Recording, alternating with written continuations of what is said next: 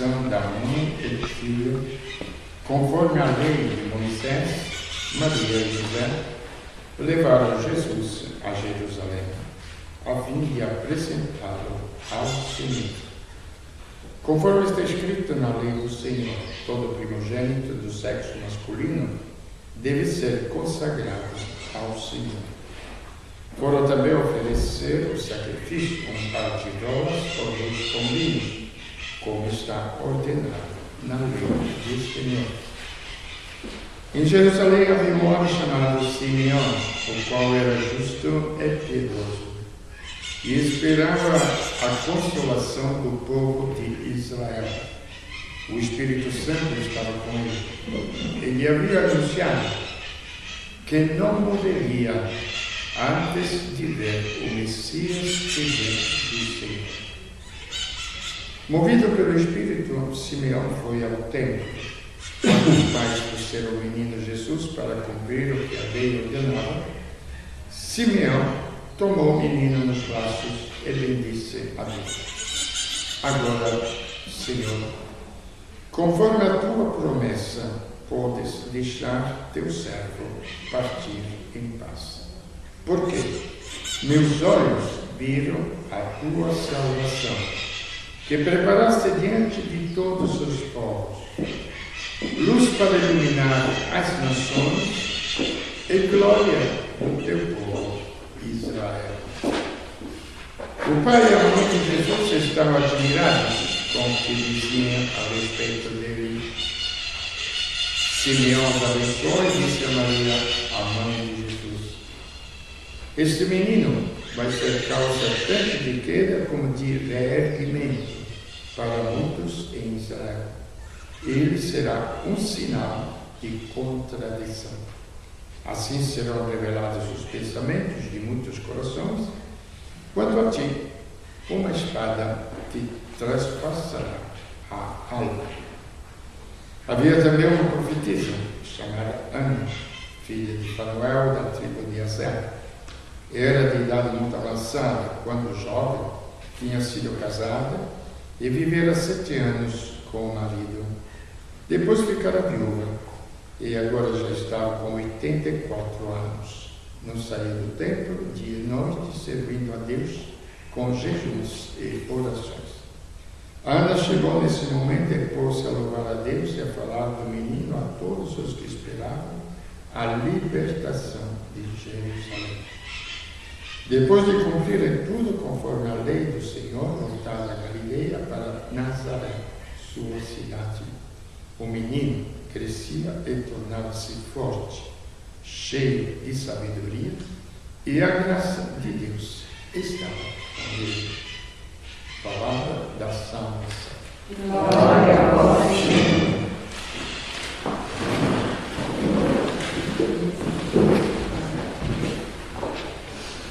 Vamos continuar a meditação sobre o acontecimento do Natal, onde depois se encaixa também a família, porque os filhos nascem na família, pelo menos. Nascem também por fora, mas o ambiente é a família.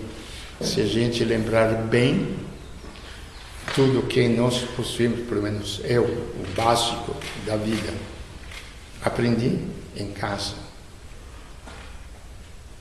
Não aprendi nem no seminário, nem nas escolas. Eu aprendi em casa.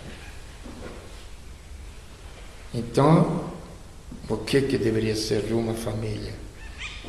Não vamos nem considerar, porque iria muito longe, sobretudo agora que o sentido da família quase não existe. Existe uma afetividade superficial, mas o sentido mesmo do lar, onde brota, cresce, desenvolve e chega à sua maturidade, a vida humana. Como sempre, quase não existe. Então, a meditação sobre o Natal é aquilo que depois eu fiquei meditando, porque quando eu falo para vocês, eu falo para mim primeiro. Então, no Natal a gente contempla aquela criança, repito, e hoje Simeão apresente Ele será a salvação. Em que consiste a salvação? O que é o mundo que procura como salvação? Vamos deixar de lado o fato que me manda para o inferno ou me manda para o céu no julgamento, não é? As primeiras ideias que a gente teve de ser castigado, de ser punido, de ser premiado, não? Não existe prêmio nenhum. Quando você simplesmente fez o seu trabalho, você recebe a recompensa pelo trabalho. Você não recebe o prêmio, não. Não tem prêmio. É a recompensa pelo trabalho. E, muitas vezes, se você fizer um trabalho com o coração, com a alma, com a inteligência, com amor, o próprio trabalho já te recompensa mais do que qualquer meio financeiro, material que você possa alcançar. Porque você se sente satisfeito de ter realizado uma coisa bonita, até para o outro ficar feliz. Então tem recompensa sem recompensa. Mas vamos ver o que vem a ser a salvação. O que aquele menino trouxe. E falei algumas coisas. Primeiro, olhando naquele menino, existe mais potencialidade, mais vigor, mais poder do que todas as forças atômicas que os homens possam construir. Ele é o princípio da criação de todo o universo. Cabe depois aos cientistas descobrir como se desenvolveu tudo isto. Como cabe aos biólogos descobrir, às vezes, quando apresenta aquelas imagens, uma folha que cresce, a semente que explode e que começa a produzir. Então o biólogo vai explicando, temos a capacidade agora de ver as imagens, como explode uma semente para depois se tornar uma flor ou se tornar uma árvore. Então cabe aos cientistas descobrir isto. Mas o primeiro princípio é esta explosão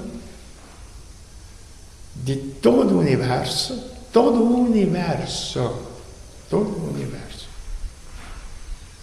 onde existe espaço para pesquisas, onde a inteligência humana pode se expandir à vontade. E a força dele é maior do que todas as forças que a própria natureza contém em si, ou que o ser humano possa reproduzir. Olhando naquela criança, nós encontramos que mais? Sempre olhando que é uma criança, está lá, na manjedoura. Na manjedoura. Esta tem que ser a nossa reflexão. Por que eu vou adorar aquela criança e não vou adorar, vamos dizer, uma top model? Por que eu vou adorar aquela criança e eu não vou adorar uma loteria, um monte de dinheiro que eu vou ganhar? Porque somente assim a gente começa a mudar. Se nós não conseguirmos colocar bem os valores, gente, a religiosidade se transforma no sentimentalismo vazio. O sentimentalismo que eu gosto, não gosto, tudo bem, é relativo. Tem que nem comida, gosto desta comida, não gosto de outra comida. É muito superficial. Então, naquela criança existe toda a sabedoria superior a todas as escrituras, a todos os romances, a toda a cultura que os homens possam ter criado. Eu ficava meditando, existe mais poesia até do que em todas as mais belas poesias que os poetas possam ter expressado o sentimento do coração. Por quê? Porque na vida dos santos, algumas experiências pessoais também, quando você experimenta Deus, porque a vida é uma experiência, das boas coisas como das más coisas. Experiência, eu gosto das coisas materiais, das coisas psíquicas, das coisas afetivas, e aí por diante. Então, quando você experimenta Deus, porque como Deus é um ser, Deus se experimenta também. Não se experimenta com o corpo, lógico, porque o corpo só pode experimentar o que é físico. Não se experimenta com a inteligência, porque a inteligência só alcança o que é ciência. Não pode alcançar o que é o princípio da ciência. Só se pode experimentar com a alma. E os santos, um dos tantos, sabe a taxa de Foligno, quando ele tinha o secretário que escrevia o que ela tinha experimentado em Deus, depois que ele lia o que tinha escrito, sabe o que ela falava? É uma porcaria. Você não escreveu nada daquilo que eu te falei. O que eu experimentei era infinitamente mais belo do que as tuas palavras possam ter expressado. Então, mesmo na poesia, que é ato de ser humanamente mais puro, mais sublime, das pessoas humanas que expressam sentimentos humanos, mesmo nisso, naquela criança está. Por quê? Porque existe a experiência da profundidade da alma, que é superior a todas as poesias do mundo inteiro. Se nós olharmos naquela criança, nós encontramos mais poder do que em toda a medicina que o mundo inteiro possa criar. Mais poder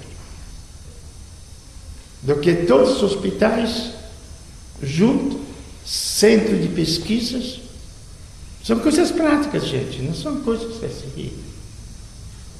Do que toda a ciência médica possa nos apresentar. Está naquela criança. Porque, de fato, depois, na vida dele, nós vamos ver que ele, além de curar, sem nenhum meio científico, as doenças, ele eliminou a própria morte. Ele ressuscitou os próprios mortos. Vocês nunca meditaram nisso? Medite. Está naquela criança. Então veja como é superficial a meditação de um presépio, que é bonitinho, tudo bem, é bonitinho. Mas é muito superficial, serve para as criancinhas aquilo. Que as crianças veem as paisagens, coisas que nunca viram. Repito, na cidade onde eu nasci, não precisa fazer presépio, porque a cidade já é um presépio. Qualquer lugar que você coloca numa manjedoura, meu irmão mais velho, ele me disse que depois eu soube que a família era pobre e morava numa casa onde tinha um burro dentro, e tinha um estábulo, e tinha uma manjedoura. E ele, primeiro filho, foi colocado na manjedoura. Presépio, não é? Simples, era a vida daquela época, gente.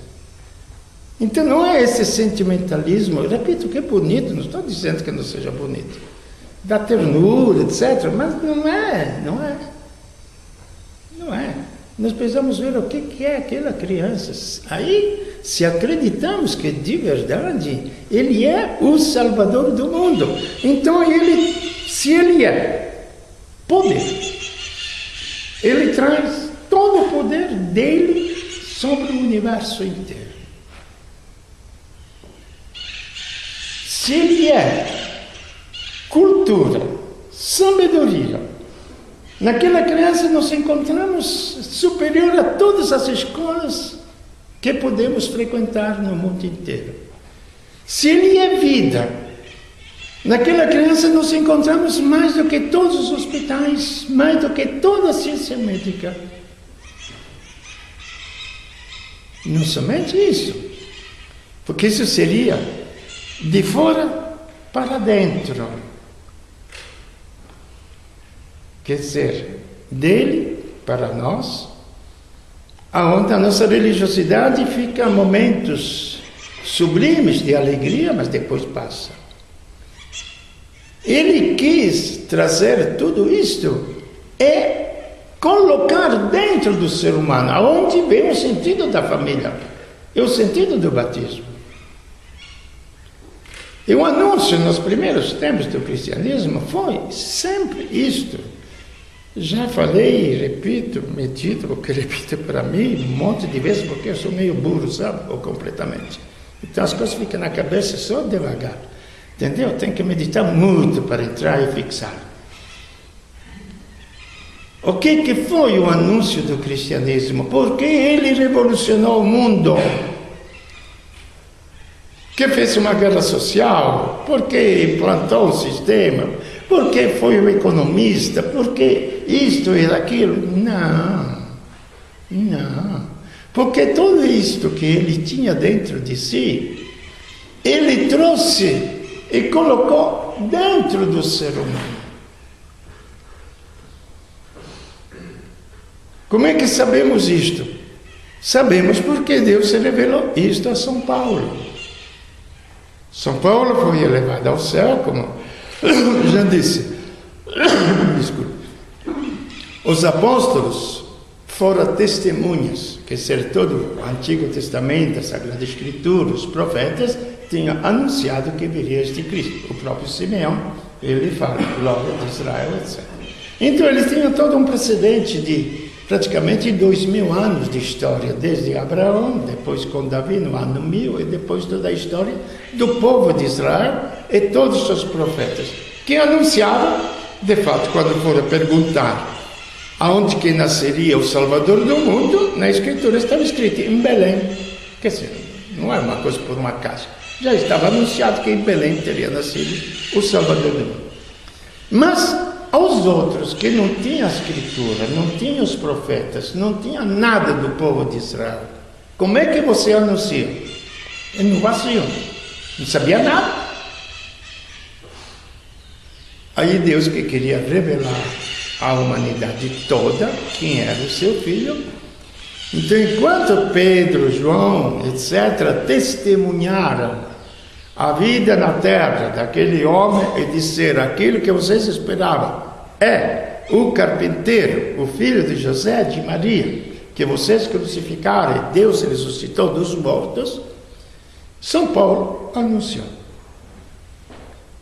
O quê? Aquilo que ele viu. Ele viu com a sua alma.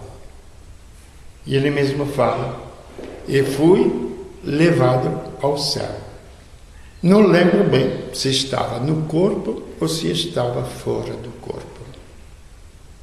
Mas eu vi o mistério de Deus.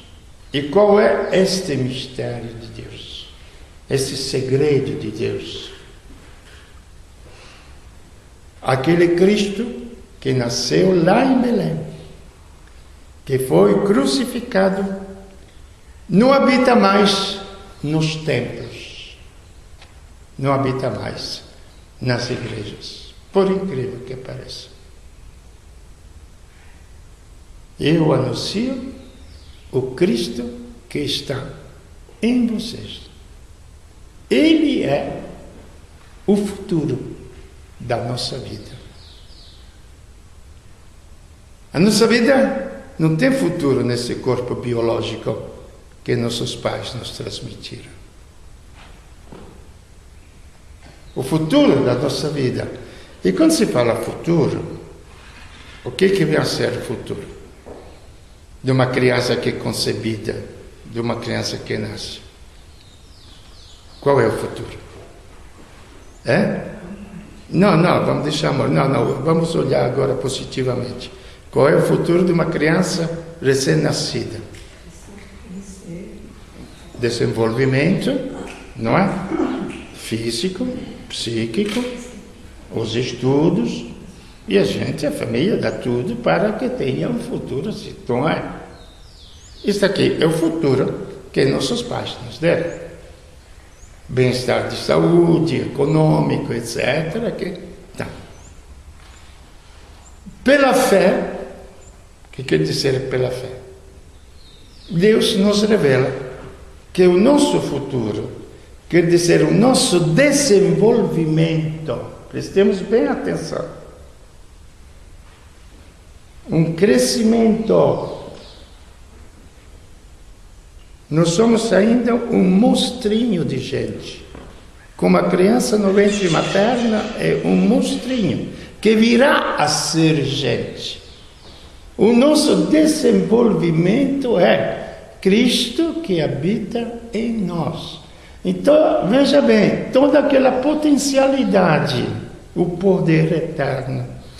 Eu não sei como explicar com palavras, desculpa, enquanto falo me vem um monte de ideias e lembranças de coisas experimentadas também para transmitir que toda aquela potencialidade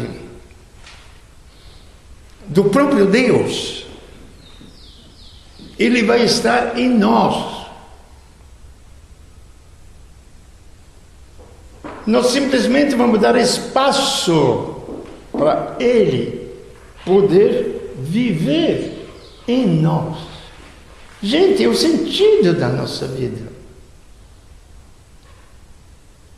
Cristo, a esperança da glória. Esta frase, eu anuncio o mistério escondido nos tempos, que Deus escondeu de todos os tempos e agora, com a vinda de Cristo, revelou. Isso se chama de santidade. Trocar uma vida mortal, que é a nossa, com uma vida imortal, que é a vida de Cristo. Mas que habita em nós. Este é o sentido do batismo. Mas por que muitos batizados não progridem? Bom, é simples. Você semeia as sementes, não cultiva mais a terra, a semente morre, não é? Nós temos as igrejas cheias de batismo, todo mundo quer batizar os seus filhos, entende? Mas depois não cultiva aquela vida. E aquela vida morre. Não tem como. Está na lógica da coisa. Não tem como. Então não adianta simplesmente batizar. Porque semear nas pedras. Semear onde sabe que aquela semente vai secar e vai morrer. E acabou. Então este futuro de poder eterno de Cristo vai passar para nós. Esse futuro de ciência médica, de poder sobre a morte, ele vai passar para nós. Quando ele fala para Marta, que foi lá, veja bem, um fato muito simples. Lázaro tinha morrido, para ele mostrar que era o dono da morte, superior à própria morte, ele ressuscita Lázaro. Mas, quando Marta disse, Senhor, se você estivesse aqui, meu irmão não teria morrido, porque você já fez tantos milagres, você não teria deixado ele morrer. O que ele responde para Marta? Marta, eu, pessoa, eu sou a ressurreição. Já falei outras vezes, quando a gente morre, arruma uma maneira de se consolar, descansou. Maneira estúpida de se consolar psiquicamente. Se você fala para as crianças, fala que foi para o céu, foi para Deus, as crianças mais acreditam que eles são mais puros, não é? Então se consolam. Mas na prática, na realidade, o que acontece? Sim, morreu. Não descansou. Aquele corpo biológico destinado à morte, morreu. Mas, por Cristo que habita em cada um de nós, se Ele é a ressurreição, como Ele ressuscitou dos mortos, também nós ressuscitamos, vencemos a morte. Então aquele poder dele, através dele, se coloca dentro de nós. Gente, o que queremos mais da vida? O que queremos mais da vida? Queremos o dinheiro? Queremos o bem-estar? Queremos todas estas coisas? Ou queremos a própria vida? E aquela sabedoria dele. Quantos casos de santos que a gente tem, de gente analfabeta, que vinha de longe, teólogos, etc., para perguntar para eles questões dificílimas, para saber. Não é que os homens não procuram isso, gente, os homens procuram isso. Nós temos toda uma cultura grega que se expandiu no mundo inteiro. Até no Império Romano, que dominou a Grécia, tem uma frase, vou falar até em latim, vai. Grecia capta, captivo, parece um jogo de palavras. Grecia capta, captivum, captorem fecit. A Grécia conquistada conquistou o próprio conquistador, com as suas ciências, e ainda hoje se apresenta nos teatros as tragédias, as comédias gregas. Imagina toda esta sabedoria humana que foi transmitida aos séculos. E Cristo é superior a toda esta sabedoria. É bem, gente. Ou adoramos a ignorância, que é a matéria. Me desculpe. A matéria pensa? Não. O ouro pensa? Não. A prata pensa? Ou nós adoramos estas coisas e dedicamos a nossa inteligência, os nossos afetos, tudo naquilo, quase como um Deus?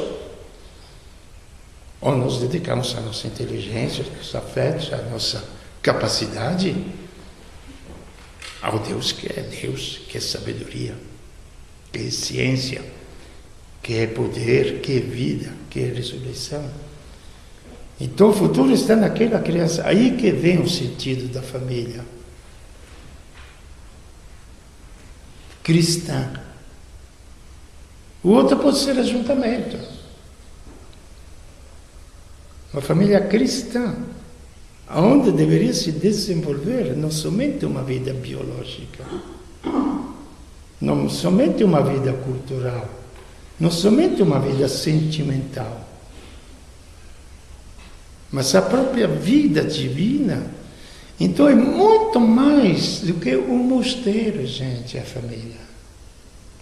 Muito mais que um mosteiro. Muito mais do que ser freira. Muito mais do que ser padre. Vocês acham que é tudo besteira o que eu estou falando? Mas não é, não. Porque a própria vida que nasce lá e desenvolve lá. E nesta família cristã, aí se encontra todos os outros valores. E terminando com outra coisa, eu sei que vai chegar final do ano, vamos deixar as bundas dos elefantes, isso daqui, aquilo, lentilha, que mais que se come? O que precisa comer para ser um final de ano feliz? Para dar sorte.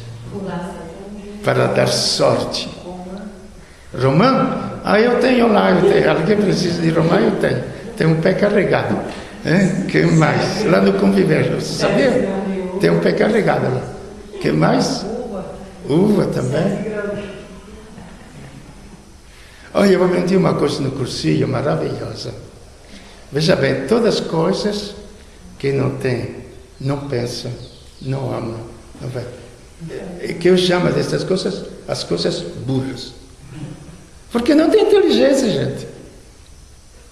Como é que você pode confiar a sua vida a estas coisas? Não acredito. Gente, não acredito que um ser humano possa confiar o seu futuro, a sua vida a estas coisas. Não é possível.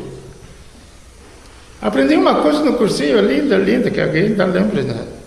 Disse, se ferradura desse, entre as outras coisas, não, se ferradura desse sorte, burro que tem 4 ainda não estaria puxando a carroça. Entendeu? Gente, vocês estão vendo que a religiosidade é uma coisa muito mais simples, mas muito mais humana. Da nossa dimensão humana. E o tempo também não existe tempo. É dia após outro. Nós somos o tempo. Nós somos o tempo. A nossa maneira de querer, a nossa maneira de viver, nós somos o tempo. Não existe esta mágica. Em Deus o tempo é maravilhoso. Do nada aparece a criação. Quantos milhões de anos precisaram? Não interessa. Era o nada e vem a criação. É algo muito real. Depois, na plenitude dos tempos, Deus mesmo veio à Terra na nossa história para eliminar todos os males que tinham entrado dentro da humanidade, como se você plantou uma vinha, plantou um campo, e entrou um monte de erva daninha, você ficou meio longe assim, aí com paciência você volta, você limpa, que nem a horta lá em cima, que está feia para chuchu, então precisa limpar tudo agora para recomeçar tudo de novo. Entenderam? E assim a humanidade ficou assim, e na plenitude dos tempos, Deus enviou seu próprio Filho para fazer não somente esta limpeza, mas para plantar uma nova semente. Esse é o tempo, gente. Ocasiões de vida e de eternidade. Isto que eu quero desejar para todos vocês. Eu vou estar no outro lado do mundo para dizer como é pequena coisa. E o tempo.